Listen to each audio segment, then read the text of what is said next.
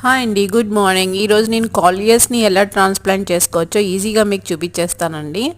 ఇది నా దగ్గర ఉన్న కాలియస్ బొకే లాంటి ఒక ప్లాంటర్లో ఉందన్నమాట. దీన్ని స్టెమ్ కటింగ్ ద్వారా ప్రొపగేట్ చేసేయచ్చండి ఈజీగా. సో దీని స్టెమ్స్ని కట్ చేసి పక్కన పెట్టేసుకుంటున్నాను. ఈ స్టెమ్స్ని కట్ చేసిన తర్వాత ఏమవుతుందంటే ఇక్కడ నుంచి కూడా మనకి డిఫరెంట్ బ్రాంచెస్ వస్తాయండి. ఒకదానికి 4 బ్రాంచెస్, 2, 3 అలా వచ్చి ఇంకా బొకేలా తయారవుతుంది అనమాట. సో ఇది కూడా బొకేలా తయారవుతుంది అండ్ ఈ స్టెమ్స్ కూడా మనకి కొత్త ప్లాంట్స్ లాగా వచ్చేస్తాయి అన్నమాట పెట్టుకుంటే.